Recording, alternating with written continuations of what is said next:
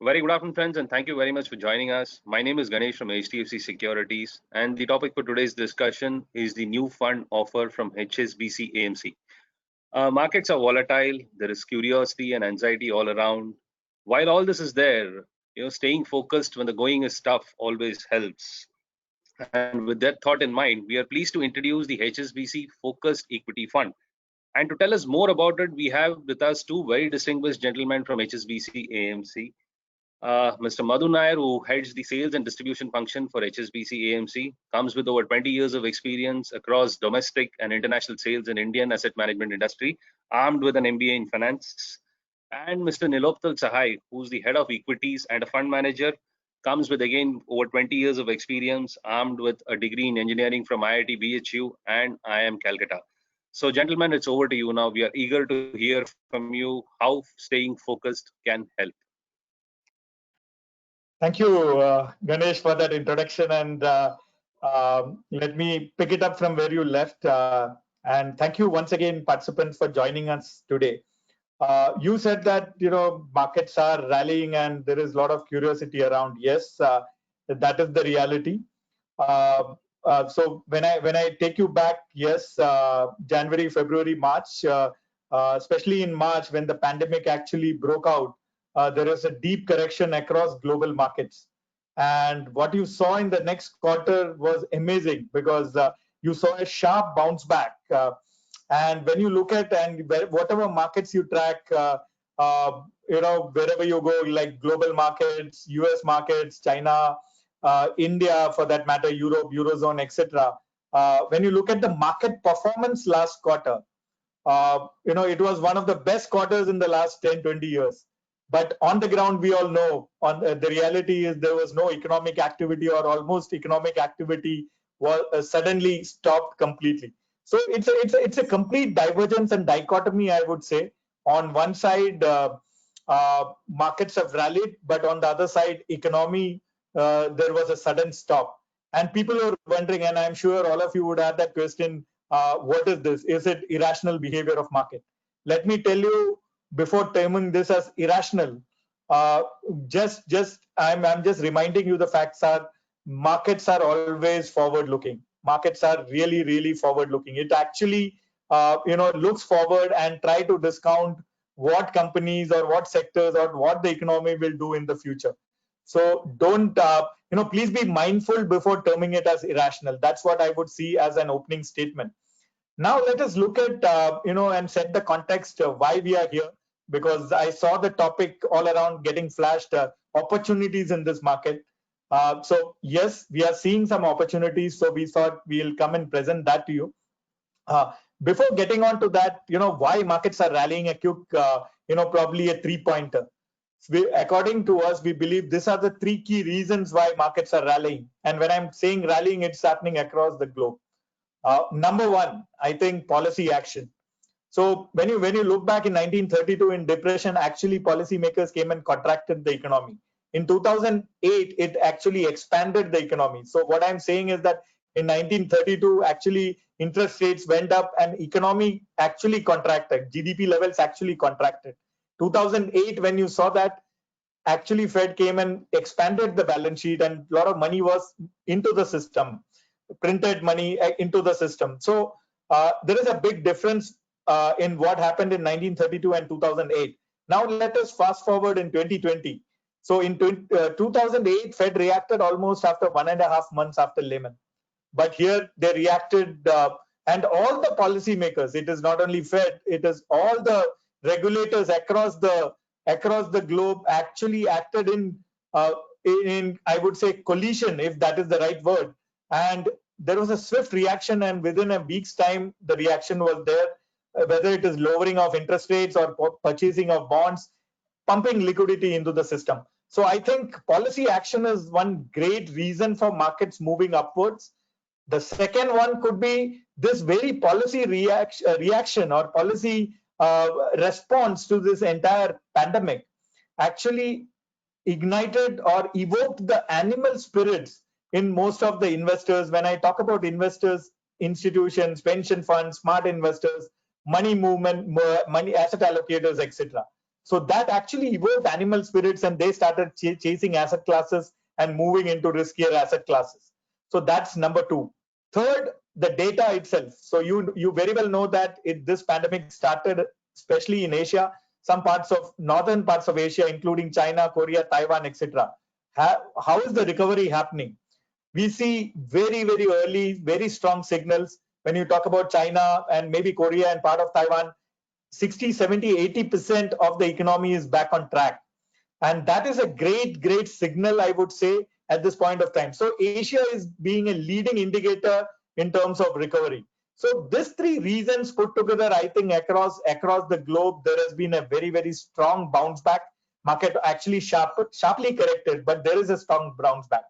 The only point I wanted to leave you here is, the bounce back may not be in the similar fashion. When I said similar fashion, it is not necessary that whatever went down will come up that sharply. So there is a divergence that also. And that's what we are going to pinpoint today. So let me tell you, none of us are fortune tellers. What we are going to do is use all our experience and draw, parallel emergence of things, how situations can emerge in after this pandemic. So that is what we are going to do. And then after drawing certain situations, how can we as an investor we be prepared? So that is what we are going to say at this point of time. Also, let me remind you, after every disaster or every kind of events like this, whether it is a pandemic, whether it is a war, whether it is anything else, there can be three things happening. One, the trends which were which were happening, actually which were already existing, that will get accelerated. So that's number one. Number two, some of the trends which were getting exhibited earlier before the pandemic, they will become irrelevant or they will demise. That's number two, and maybe those kind of company sectors we need to avoid. The third one, and that is also very, very important, because of this pandemic and the disruption and the dislocation which has happened across businesses, across marketplace, there could be new areas emerging out of this which can be winners. So these are the three things which we believe can happen after this pandemic.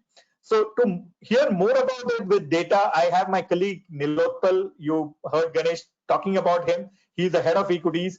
He's going to talk about today, I am sure, the very basic question in your minds at this point of time. Yes, I spoke about markets rally and without economic activity. But what is the right asset class at this point of time? Is it the right time to stay invested in equities or take position in equities as an asset class?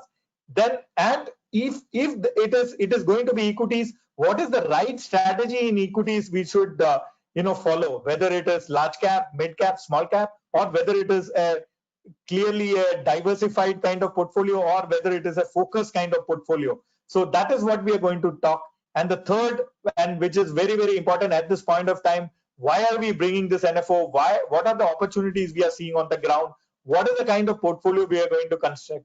What is the kind of framework we are going to use when we are getting to start fresh? I would say a fresh start for those who are from the IT industry. This is kind of a reboot movement for the entire world. So how to avoid or probably the mistakes which has happened in the past and avoid the legacy. So there are no legacy issues. So it could be a great starting point. So how are we going to construct the portfolio? So these are the three key messages we want to leave with you. And then once we end the presentation, we are happy to take any questions through Ganesh. Thank you very much. And let me hand it over to Neelotpal. Yeah, thank you, Madhu. First of all, let me thank Ganesh for that wonderful introduction, as well as giving us a chance to speak on this platform. Thank you all the attendees actually for taking time off to listen to what we have to say. I will take up from where Madhu has left, and we'll go through the presentation. This presentation has got 25 slides. I will speak for about 30 odd minutes and leave the remaining 20 odd minutes for the Q&A session. So moving on to the first slide that I have got, this is the data for Nifty for last 20 years. And we see that there are many dips as well as many rebounds are there. These dips correspond to the economic disruption that we have seen, and some of the dips in the last decade specifically the dot-com time and the global financial crisis time. At that point of time, we saw that how the market corrected over 50%, but there have been sharp rebounds, and these rebounds has been even sharper after if the decline has been sharper. In the current context, which you see towards the right of this particular chart, is that the market corrected almost 38% from the peak in January to third week of March, and since then it has rebounded. It has rebounded very sharply initially, and this data is up to 31st of May. But if you extrapolate till currently 9th of July, then it has gone up even further. But yet, market is down roughly about 14, 15 odd percent. When I'll come to the third part of my presentation, then I will give you more color on how this rally has been happening and where we stand right now. And so probably more will come up at that point of time, but suffice it to say is that the sharper the decline, the faster has been the rebound. This particular chart again is for 20 years, and here we are looking at the valuation metric. For this purpose, we have looked at price to book as a valuation metric because it is a more stable valuation metric as compared to earnings based PE multiple or EV EBITDA or something else. Those are usually quite volatile, especially in the current scenario of the earnings not being there or actually declining quite sharply in the first quarter. But this also throws a wonderful picture. There are two key points in this slide. Is that what you see is that the dips, the dipping points below the line that you see, they correspond to the peak of the disruption economic cycle.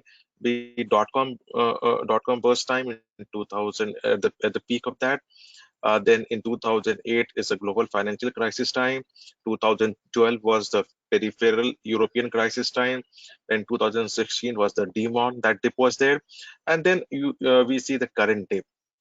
All the dips have the dipping point is about 1.85 to 1.9 times price to book. So it is safe to say that probably in this in the current disruption also, probably you have seen the worst of the market, which was in the month of March. Secondly, the current price to book, this again is May 31st data, is price to book of 2.2, but the averages of last many years is 3. So the point here being is that still we have a long way to go before we reach the averages. So possibly you can go much higher than current levels. Unlike stock market cycles, which are sharp and very volatile, this talks about the corporate cycle, the business cycle. And this is the data for the ratio of corporate earnings to nominal GDP. We can break this chart into three parts in 6 years each. The first one is 6 years of the rise of the corporate earnings when the earnings growth was in the mid-20s from 2003 to 2008. Then there was a decline, basically return to the mean sort of thing. The mean for this period is 4.9. And in the last 5-6 years, there has been a consolidation at the lower end at around 3.2 or so. From this year onwards, if the pandemic wouldn't have happened, then this ratio was supposed to take off. The FY20 number was expected to be mid-teen higher as compared to, in terms of the earnings growth, as compared to FY19, and FY21 was supposed to be even higher. These numbers are there in the next slide. And that is why this ratio was supposed to go up. Yeah, here we see. But this is the updated number. But what has happened on account of pandemic, the numbers for all the 3 years, FY20, 21, and 22 has been brought down. This data is again correspond to May 31st. And since then, these numbers have come down even further, which means we are looking at FY20 actually is lower than FY19 earnings, and FY21 is only marginally higher than FY20. However, FY22 data looks much better, and at least as of now, the expectation is that the growth in the earnings would be in the excess of 25%. There are certain assumptions which are built into this. The primary assumption which is built into this is that we will see normalcy in economic activity by second half of this year, which means when we exit the fourth quarter and move into FY22, we'll be looking like a normal economic scenario, basically no lockdown or so, which means our also underlying assumption is that the impact of coronavirus on the economy and the equity markets also would be subdued post uh, August September period, basically in the second half of this year. Second point is equally important from this slide, is that, and this data is again for 20 years, over long period, the return from the market by and large is a slave of the earnings growth. So what we see is that the Nifty's return is 12.1% CAGR over this period, and that is despite the decline that we talked about from Jan to May, and the earnings growth is 10.5%. Now, if for medium to long term, that is next 3 to 5 years, we are looking at a sharper earnings growth. So the expectations obviously would be that the market return also would be sharper. And this corroborates with the previous slides also, is that the valuations were attractive and the earnings growth and the business cycle was picking up. Moving on to the next slide, this is again about the long-term data, and the key point, there is only one key point here, is that the return from the market, and this data is for 41 years, 1979 onwards, the return from the market, 3-year, 5-year, 7-year, 10-year, is by and large in the same range of 15 to 16.5%. But the longer the investment horizon, the lower the chances of the investor even facing a nominal loss in the portfolio. And that is why you see the data. If the investment horizon is more than 10 years or 15 years, then almost negligible chance of that the investor actually sees a red line in his portfolio. So that is the first part of my presentation, that the markets, despite the run-up, are not that expensive, and on an aggregate basis, we are looking ahead beyond FY21, the corporate cycle to take off and the earnings growth to happen, and that should result into the market to also outperform. In the later part, in the third part, I will just take off from one other point which I mentioned in the first slide, is that what is the color of this market to go up. Now, this is the second part of the presentation. What we believe is that important from the strategy perspective, that what should investors should be looking at. Now, the investment in the equity market can be made in a different manner.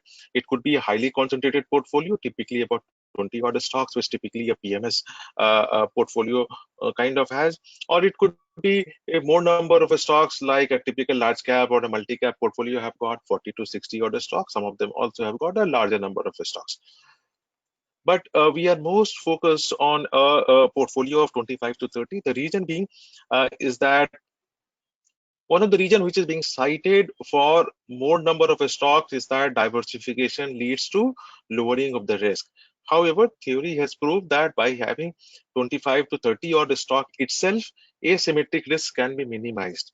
Systematic risk anyway we cannot control, that is the market risk, but asystematic risk can be minimized by having 25 to 30, and beyond that has got a diminishing value in terms of lowering of the risk.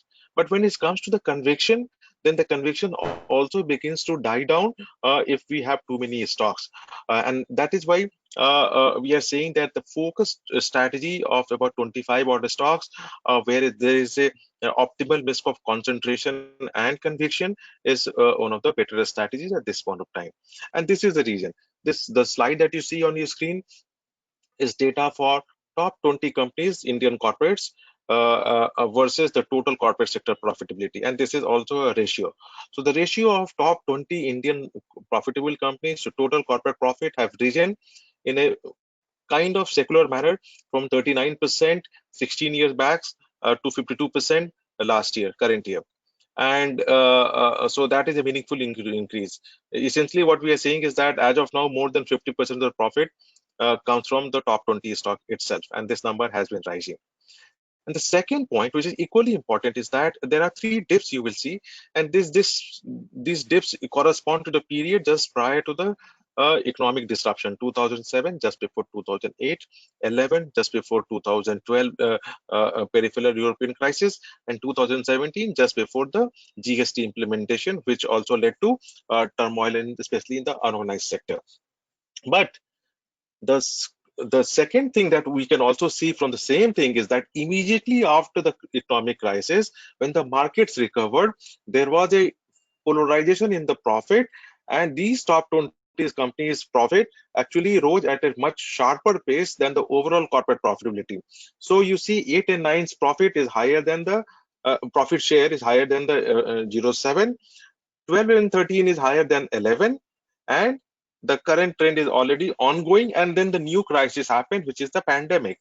Now, unlike the previous disruptions in the economy, the pandemic, which we are into it, we have not yet come out of it, is actually impacting many more sectors. And in the past, probably the impact was limited to that extent that few sectors got impacted. And therefore, one believes that this time the polarization of the profit is going to be even sharper, which means the profit pool, even if it remains stagnant, and that's what we showed in the 2 slides back, is that FY20 profit lower than FY19 and 21 also flattish. Then even if the profit pool remain flat, but there is a migration of profit from weaker players to the stronger players, and most evident immediately after the crisis. Now, moving on to the next 4 slides is about the similar data, but on a sector by sector basis. And this is for the period for last 10 years. The couple of points, generic point for all these 4 slides is that we have looked at data for last 10 years, FY10 to FY20, number 1. Number 2, there has been a couple of disruption, let's say, in the beginning of the decade on account of European crisis, and there has been some smaller disruptions on account of the China's currency appreciating in 2015, or 2017 was again a crisis on some disruption on account of GST implementation, and 18 was on account of NBFC crisis. But bulk of them actually were impacting one sector or the other, and which is why we have looked at 4 different kinds of sector. For instance, financials, which got impacted more than one time through this decade. Then we are also looking at in the subsequent slide on consumer staple, which probably did not get impacted on account of any such thing. And then we will look at consumer discretionary, that is specifically autos, which faced a lot of competition in this period, and technology, which is external market oriented. So different kinds of sectors we'll see, but the common thing which will come out, and here because this is a busy slide, I would request attendees to focus on the top left table, and there are 3 columns in that. So I request them to focus on this table itself. What will come out is that if a dominant player in a particular sector, if it increases its share in the marketplace, then it leads to an increase in the overall profit share, and that leads to the 3rd column, a superb performance in the marketplace. So let's look at HDFC Bank and Canara Bank. Believe me, this is the presentation we had. We have not changed it for this presentation. We always have HDFC Bank in this particular table here. And let's say we compare with the PSU Bank, Canara Bank, their share of profit was exactly the same in 10 years back. But what happened over the next 10 years? The profit growth of HDFC Bank was 24.5% CAGR, and that of Canara Bank was declining. And as a result of which, in overall profit pie, the share of profit of HDFC Bank grew to 5.7 as compared to Canara Bank, and obviously we know the result from the stock market performance. If you look at something else like Bajaj Finance, which was a beneficiary of the NBFC boom in the middle of the decade on account of the higher liquidity and the strong credit processes, so it was able to grow its profit at even faster pace, and the result was even sharper, and so did Kotak Bank. Now moving on to the next slide, which is about consumer staples, I believe. And there, if you look at Hindustan Lever and Imami, Hindustan Lever is 5 times bigger as compared to Imami, yet it was able to gain a market share by remaining focused on its own businesses. Imami got defocused and began to look at real estate and cement and many other things actually. So despite the overall consumer sector doing well, we see there is a dispersion in the performance of Hindustan Lever and Imami. Hindustan Lever's profit share doubled and Imami remained flat, and stock market performance is evident from this. Moving on to the next slide, which is about the auto sector and the consumer discretionary sector. So Eicher was able to create a market for itself, premium bike segment, and held on to almost 100% of that particular segment. And the segment was a growing segment, and thus it did not find any disruption till about 2 years back. And so despite a disruption in the last 2 years, yet its profit grew at 30% CAGR, and the stock market performance was 24.5 times. Maruti, on the other hand, faced very stiff competition from the many of the MNC players which were trying to enter into India. They entered also, but Maruti was able to ward off the competition and keep its market share steady over 50%. That is such a dominant position in terms of market share, and yet able to hold on, and actually was able to increase share also, resulted into its profit share going up.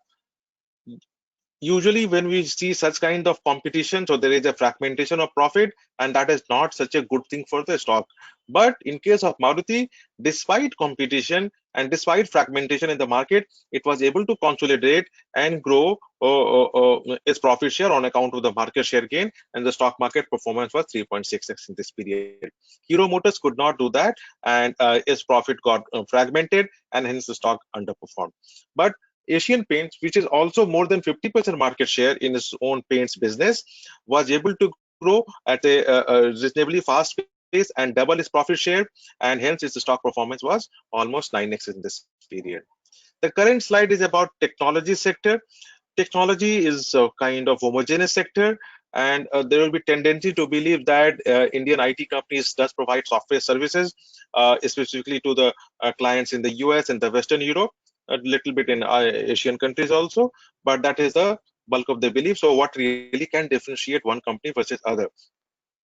Here what happened, the top two players, the dominant players, they were able to differentiate by offering solution instead of only software services, and thus they will able to participate in the bigger transformational project of its clients as compared to the weaker and the smaller players. And thus they were able to, despite the fact that there was not much of disruption, but they were able to consolidate their position and grow their market share. The growth in market share led to the higher profit share and a better stock price performance that we see in the third column.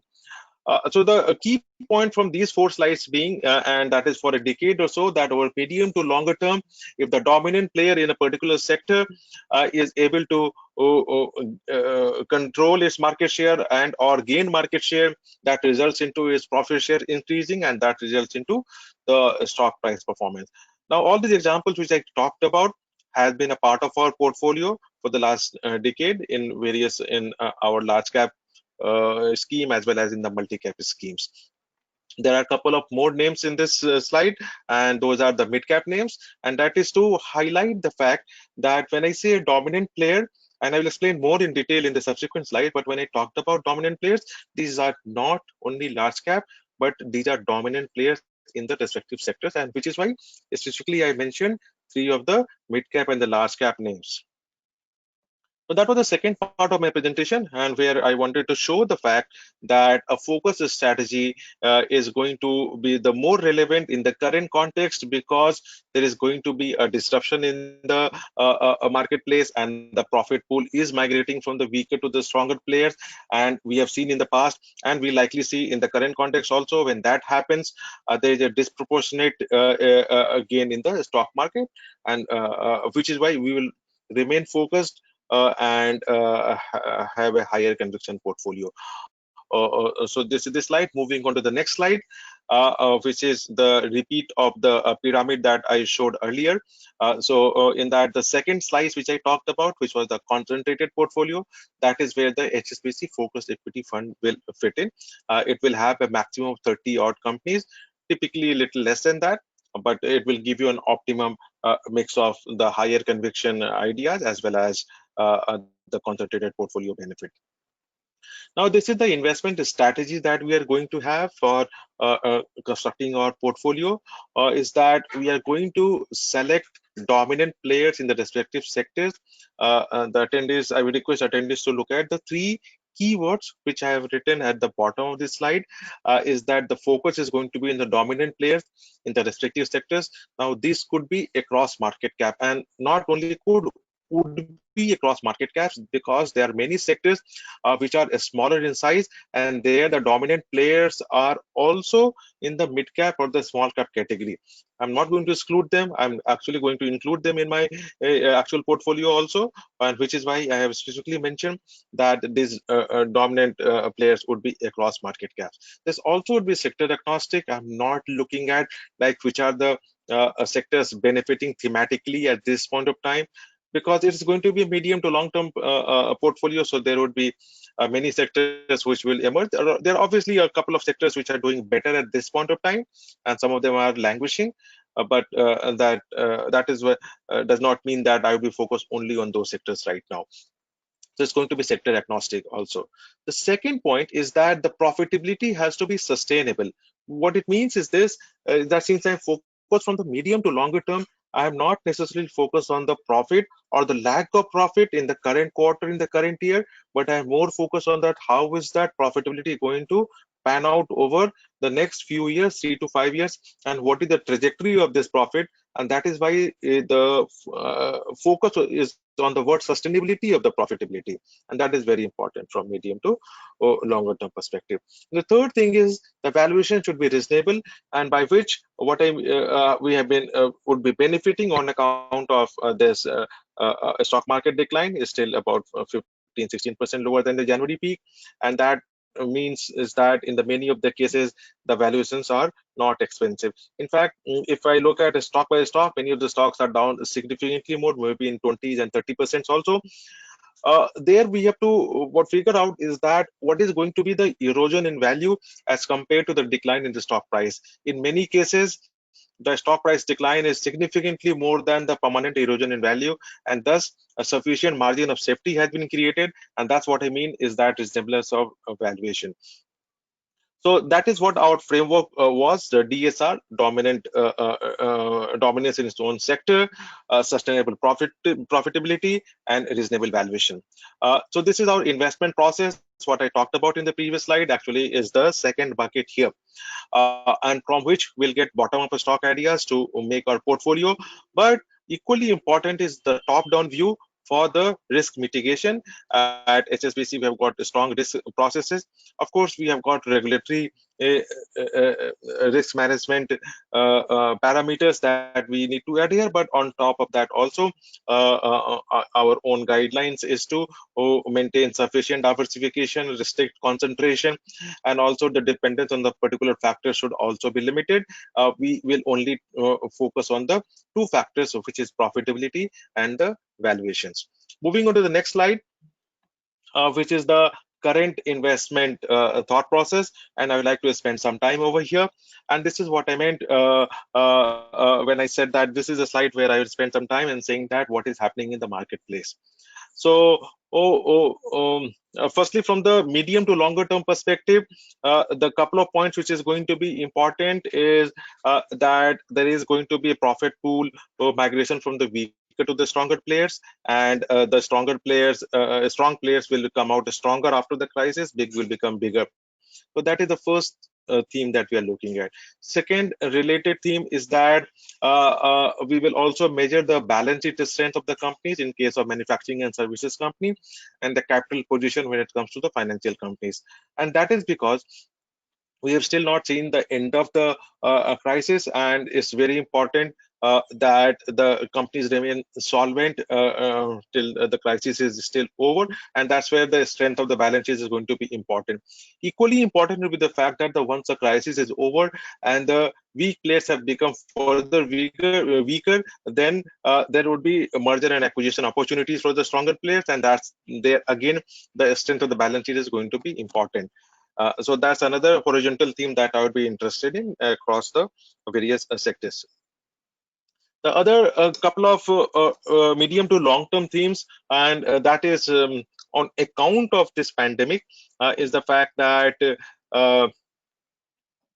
we see in case of the global supply chain diversification, which was happening for the last couple of years on account of US-China trade war, and was kind of beginning to languish towards the end of the last year, will again accelerate. What it means is that the dependence on one supply chain has made many corporations and many countries vulnerable to what happens in a particular geography, and which is why the newer investment in the supply chain was happening in the other countries, and that could be India was also one of the countries attracting this investment, but many other countries were also competing to attract this investment. What we believe is that a couple of sectors, where India already has got some kind of competitive advantage in those sectors, and here I would like to highlight specialty chemical as the sector where it would be easier for India to attract more investment because India is already present in the global supply chain of the specialty chemicals, and thus it need not prove itself. So there could be an early investments here, there could be early increase in order, and that sector could differentiate itself. The second thing, which is also largely on account of this pandemic, is that there is a higher usage of digital adoption, both by consumers as well as by enterprise. Like this presentation we are having, in normal circumstances we would be having this presentation face to face in a particular in any convention center or something like that, but we are having, we'll go back to the previous slide. Yeah. But we are having in a digital format here, and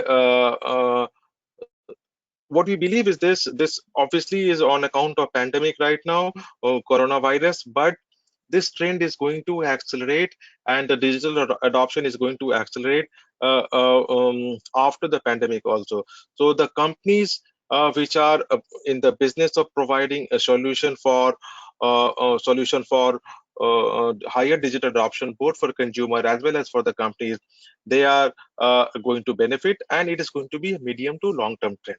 Now we come to what our thinking is at this point of time, and there let us focus on this particular manner, is that when the crisis was unfolding, then at that point of time, the most of the companies were struggling to survive. So let's create three buckets in our mind: survive, revive, and thrive. So let's say in the month of February or March, when the crisis was unfolding, then the most of the companies were in the survive bucket. When market fell 38%, there were not a single sector and probably not a single company which was positive in that period.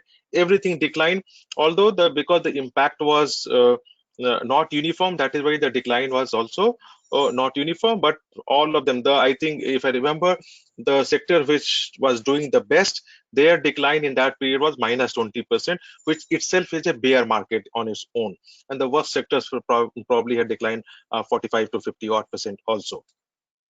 But towards the third week of the March and all that, when the stimulus began to come in, both monetary as well as fiscal stimulus, then we began to think and realize the survival possibly is going to be easier for certain sectors and companies. And many of the companies began to move from the survive bucket to revive bucket. Quite obviously, the first companies to move into this revive buckets were the one companies which were providing the basic and the essential goods and services. So it could be FMCG, it could be the medicines, the healthcare companies, it could also be the telecom companies, because the internet data consumption had gone up in that period. So we knew that, I mean, everybody knew that one was using more of data. So those were the companies to revive first. So if you realize that in the first legs, so these are the companies which moved in the revive bucket first, they began to outperform, and they outperformed massively. When we came to the month of May, and then talk was growing louder about the Indian government to also come out with a package. By then it was already 5 to 6 weeks when the packages had come in the developed markets, and one was beginning to see the benefit both on the monetary side as well as the fiscal side. Monetary stimulus was already announced in Indian context, and which has helped calm the markets and provide sufficient liquidity in the marketplace. But fiscal stimulus had not come, at least not in the sufficient measure. So still the demand was still looking weak, and that is why that clamor was there for the Indian package to be announced. So when the package was announced, the headline number looked strong, but the reading between the lines was not strong, and that is when the market actually came down after the package was announced. But that was the intermediate bottom that we saw on the May 18, and since then the market has been on a rise.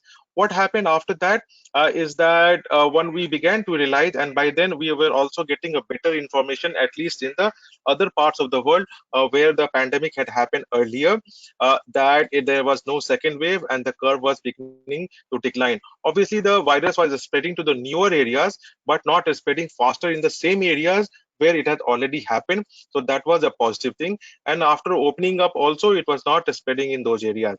So at that stage, what happened in Indian market also, in the rest of the world also, some of the other sectors also began to move from the survive bucket to revive bucket. Initially, it was the financials because of the support of the monetary policy. So financials moved from the survive bucket to revive bucket, because then one began to realize that more and more financial company will survive. So they began to do better in the stock market.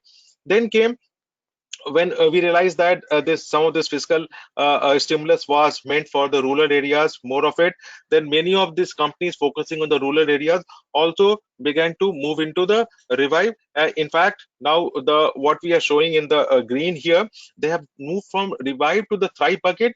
By thrive, what I mean is that their the current sale is almost 100% of their normative sales, or doing better either on account of pandemic or despite pandemic. Now, same is true for the plays on the rural economy as well. And which is what is happening. So in some way, one can say that the sector rotation is happening when the companies are moving from the survive bucket to revive bucket. And again, it will happen when they will move from the revive to the thrive bucket. And for the companies to do better beyond the thrive bucket, they have to sustain the current level of profitability. There are certain sectors which I have put in the red color, and these are essentially the capex intensive sectors and or labor intensive sectors. The reason here being is that for them the normal 12-month period is yet to begin, and what we believe is that the capex, the private sector capex was already weak in the last couple of years, will be weaker further this year, because as I mentioned, the companies would want to conserve cash for next year. So we are not expecting the private sector capex to begin in hurry, definitely not in FY21, probably in late FY22. Government capex, which was the one which was holding fort so far, will also be challenged. Despite in case of government capex, the intention may be there to make capex, and they would go and push the PSUs to make the capex, but the resources would be constrained, and that would be constrained on account of the lower economic activity, lower taxes, lower collection on account of the non-tax sale of assets and those kind of things. So the government capex also will remain weak in the current year. Similarly, the labor issue, we have always seen and read about it, and we believe that the labor intensive industries will also suffer, at least in the near term. So our belief is that the normal 12-month period for the capex intensive and labor intensive period will begin only in FY22. So here, just to summarize, for the green color, the normal 12-month period has begun, and we are positive on them. The yellow colors ones are, part of them has already begun, and part of them will begin in the second half of this year, especially the consumer related, and the one which is in the red color, we believe there the normal 12 months will begin sometime in FY22. So by this, I close my presentation almost in time. The next few slides are the bookkeeping slides about when the fund will open, and I exceeded my time by about 2-3 minutes. Sorry about that. So let's take questions from now.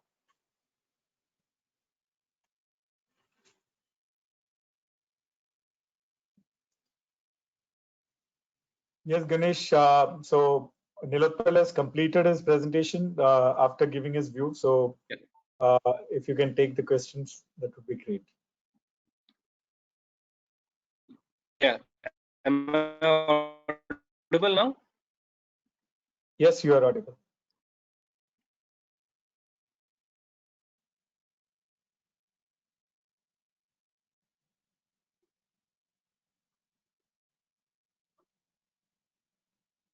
Ganesh, we can't hear anything from your side. Yeah. Am I audible? Yes, now we are Yes. audible.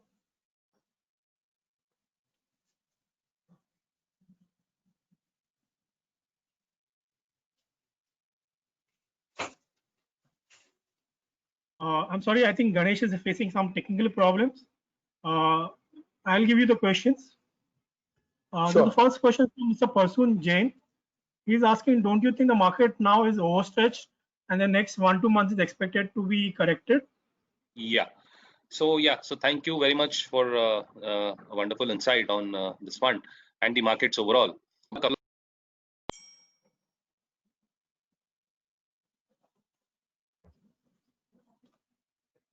Ganesh is We have lost Ganesh. So let Ganesh come back. But in the meantime, let me take up this question. I will stop when Ganesh comes back.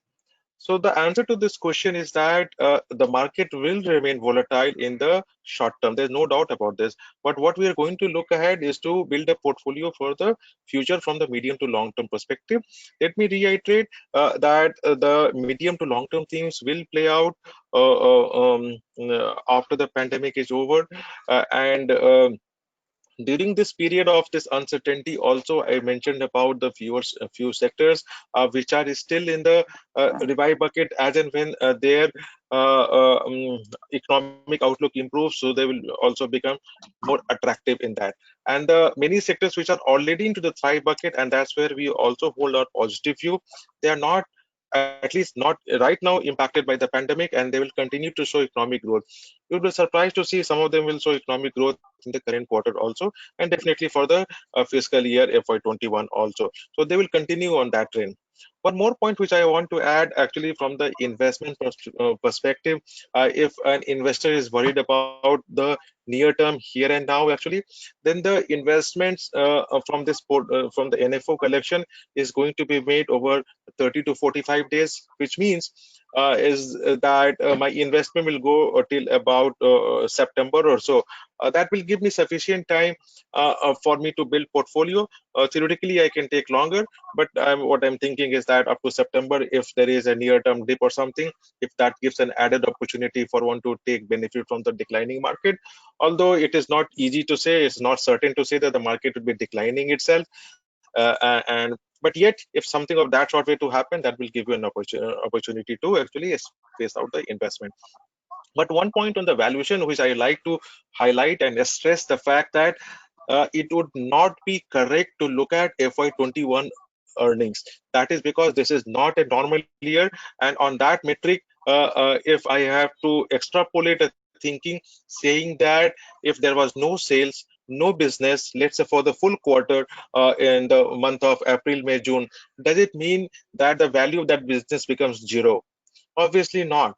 And which is why I would not extend this logic of what has happened in the last quarter and or to reduce the value of the business to that level. Let me also say that from the theoretical construct of it, actually, is that theoretically the value of any business is the present value of the discounted cash flow of which will happen in the future. It nowhere what has happened in the past comes into that picture. But in this context or any other context, what has happened in the past comes into the picture only to the extent of figuring out like how the cash flows for the future would be. So as when we move to the a normal 12-month period, that is when the real earning of that next 12 months will come, and that is what should be used for the computation of the valuation, not what has happened in the this quarter or last quarter or this fiscal year. Sure, Neelotpal, I'll just add one more point because you were talking about valuations, and customers at this point of time are perplexed. We can understand, but that is because you are looking at PE ratio. And let me tell you, there are more metrics to measure valuations from a market perspective. We would believe, when the cycle is so bad, price to book and GDP market cap ratio are much better metrics to measure the valuations of the market. And on that basis, we are pretty comfortable is what we have been saying. So a small example, if you start measuring PE at this point of time, it is like, it is very much equal to measuring unemployment data on a Sunday. So on a Sunday, if you go and measure unemployment data, it will obviously look very, very large, right? Because everybody is on a holiday. Similar way, in this scenario, when you go and look and start measuring near-term earnings, it is going to happen that way. And let me again remind you back, markets are, because I said in the beginning, markets are forward-looking, as Neelotpal was saying.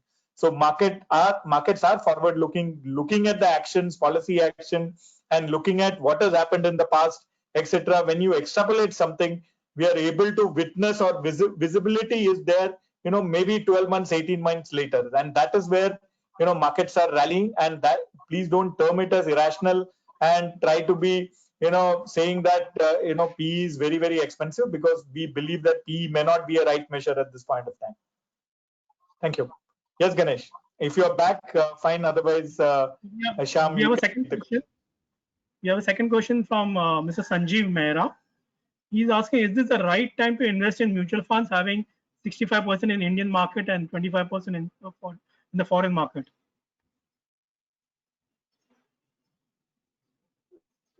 Neelotpal, you want to take it, or me to? Yeah, so let me understand the question. Is that the investor wants to invest part of his money into Indian market and part of the money into the US market? Is that the right question? Is that the question actually? Yes. So Right. here my answer would be a lot will depend upon the individual investor and the risk-taking ability, the risk appetite of that investor, and uh, uh, I'm reasonably sure because my bank is also HDFC Bank. So there are ways and means of finding out the investor's risk appetite and allocating their asset in a particular manner. And if there is the risk appetite suggests that the individual can and should invest in the US market, then I think they are also going to do well, because 30% of the US market is into the big tech, and which will actually show an earnings growth in the pandemic period also, because they have been benefiting on account of the offline, on account of the other sectors which have been suffering. So the US market is likely to do well in the current year as well. But allocation of the capital will depend upon the individual risk. Madhu, you want to take the second part of this? Yeah. So, Neelotpal, very valid and very well said. I will just add on, depends upon the investor, and probably, I will give a simple example. So you have an option of eating dal khichdi, and on the other side, you have an option of ordering dal and rice separately. So from an investment perspective, I would tend to believe, as an investor, what you should do is that create a portfolio. And yes, international diversification is required, because that's a great mitigation from a currency perspective also. But as and when you add international funds separately to your portfolio, rather than buying into a portfolio which has a mix of international as well as domestic, because finally, from a tracking perspective, from an impact perspective, you will not even come to know what is giving what, etc. What has actually worked for you, etc. So for example, if you talk about my investment, I have almost 10-15% international exposure on my portfolio, and that what I do is that I buy into international funds separately, rather than mixing into a fund which will have both the flavors, etc. So dal ka khichdi khane se acha dal alag mangao, rice alag mangao. That's what I would say at this point of time. Very well said. So we have one of the last questions that we have is from Mr. Jashan Singh. He's asking, Buffet says gold prices rises when there's fear in the market, but what we are seeing now is completely different. Both the market and gold are touching all-time highs. So do you have any comment on this?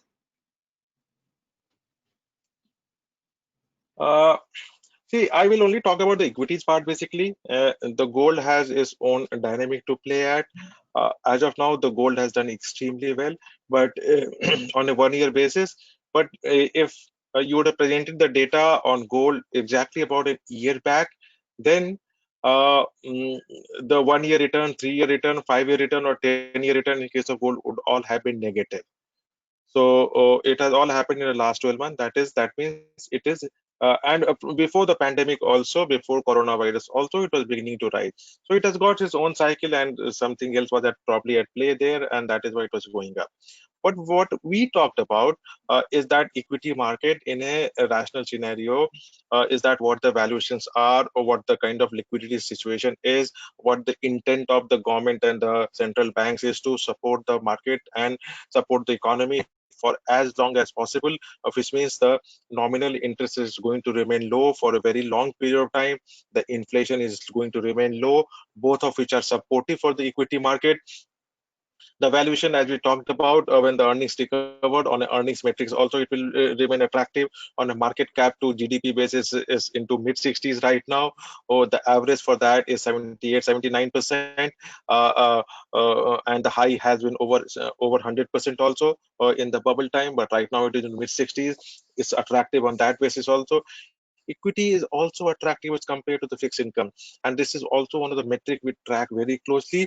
And what we track is earnings yield as compared to bond yield. So earnings yield as compared to bond yield usually is low and significantly lower than the bond yield. There has been few times when it has gone higher than the bond yield. In last 20 years, the only time it was significantly higher than the bond yield was in the period 2008-9 in the GFC time, when the it has fallen quite sharply. That 4 month period.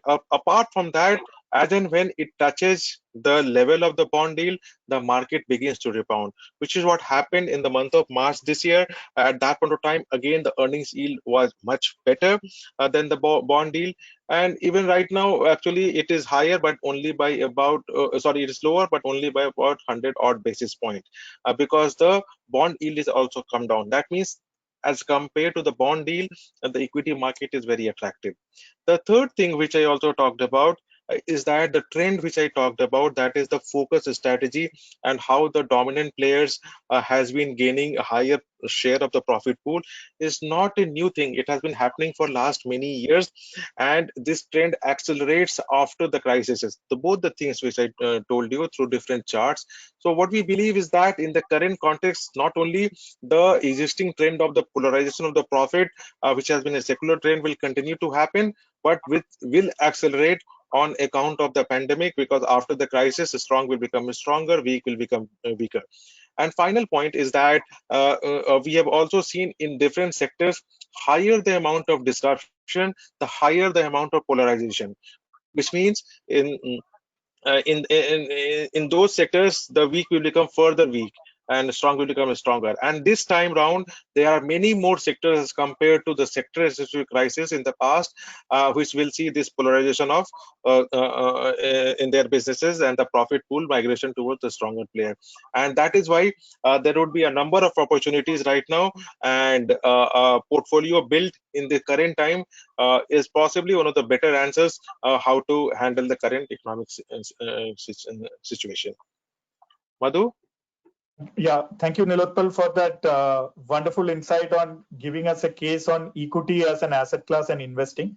For investors, I would just add on a few points, basically taking a step back and moving to asset allocation. So the first statement is, everybody should have their own asset allocation, because different asset classes will perform differently in different cycles. So you need to have a bit of everything in your portfolio, whether it is gold, real estate, mutual funds, whether it is equity mutual funds, fixed income mutual funds, all of it. Depending upon your risk profile, you need to have the asset allocation in place. Then, tactically, depending upon the scenario, you need to go here and there where you should be. And Neelotpal spoke to us at this point of time. Equity as an asset class looks to be very attractive. And maybe this is the time when you go a little ahead and increase your allocation on equity, or maybe correct your actual allocation on equity, because already when the markets have come down, your allocation would have gone down. So please correct it back. Now, coming back to your question on gold, you have to first understand the character of this asset class. So two important characteristics: gold is a great hedge to inflation. So you believe that inflation is going to go up in the next few years, then obviously gold is a great hedge to that inflation. Now look at what is the view from an overall perspective on inflation and interest rates. Globally, our belief is for some time to come, I think inflation and interest rates will remain low. So hence we are saying that, for that first point, gold is a hedge to inflation. Maybe gold at this point of time, you can take your call. The second part is gold will do very well in a warlike situation, in a very, very strong, very debacle kind of situation when there is doomsday out, like a pandemic or any other warlike or a country crisis or a global crisis, etc. So if you feel that in the next 5 years is going to be that way, then yes, gold is a hedge. Our belief is, and gold can be a good, tactical movement, and probably you can go overweight on gold. but our belief on both these things are very negative. So maybe at this point of time, choose between gold and equity. Our clear preference is yes, equity. But having said that, on asset allocation basis, you should have a bit of gold because you don't know exactly what will happen when, etc. So hedge it basis. But the future preference at this point of time clearly look to equity as an asset class. That's what I would just wanted to add up. Yeah, I just want to add one more point, Shyam, and that was on the fear angle, because the question had that word is that when there's so much of fear around it, why is the equity market doing well? I'll just take you to the analogy which I was giving about survive, revive, and thrive. So the stock market need not only work well for the companies in the thrive bucket, but it works well for all of them depending on where they are. In fact, when a company moves from the survive bucket to revive bucket, that means the fear of the insolvency, the company is not there and the company will survive. Then possibly at that stage, maximum amount of money is made. I'm not saying that one should be investing only in those kind of companies. All I'm saying is that that is not irrational. It is not irrational to believe that why is that company has gone up so much when nothing actually has happened in terms of economic activity improving, but simply from the fact that now is going to remain a going concern, that itself would mean that the valuation metric on which the way it will be looked at will actually give it a much higher valuation, because it has moved from the survive bucket to revive, and now it is reviving and will revive in the coming times to come. So the fear angle and the equity market response, to that extent, is not directly correlated, but one is to see actually from what point one is coming. If the market has already corrected on account of the fear, and then obviously it can rise because when the fear is subsiding right now. Thank you so much, Madhu and Neelotpal Sahai. We had a wonderful session. There are many questions, but we are really running out short of time today. The questions are unending actually over here. I think people have really glued on to your webinar, and a lot of knowledge that has been shared across. I'm sure people have got a wonderful session right now. Again, we'd like to thank you for joining in this webinar. That's it, sir. Okay. Thank you, Shyam. Thank you, Dennis, and thank you all attendees. If you can finish in like 30 seconds, sir, because you are really out sure. of time. So no, I just want to thank HDFC Securities, Ganesh, and your entire team, Shyam, and all the participants. I will just leave a message to you. So what we are saying, markets are forward-looking, so don't get perturbed by this kind of moments. What we are saying, disruptions have happened, and after disruptions, it is a good way to actually start fresh, and that's what we are trying to aim. And as Neelotpal said, we clearly see focused as a strategy, getting more accelerated, basically profit pool getting concentrated to very few players. That's why we are saying that focus as a strategy will do well. And a new portfolio at this point of time, which will include all of it, what is after a pandemic has come in, from as a fresh start, whatever beneficiary segments, stocks, companies, etc. So I think it's a great chance. So have a positive look at what we are offering at this point of time. So we had two choices. I just want to remind the participants, we had two choices: come with the this new fund offer at a later stage when everything is good, and we can reach to you on a physical basis where we could travel across, etc. But we are doing it at this point of time. We understand the difficulties reaching you through digital mode, etc., because we believe finally customer experience lies in investment experience, and from an investment perspective, we believe it's a great time to create a portfolio. That's what I would leave it at this point of time, Shyam. Thank you very much. Thank you, sir.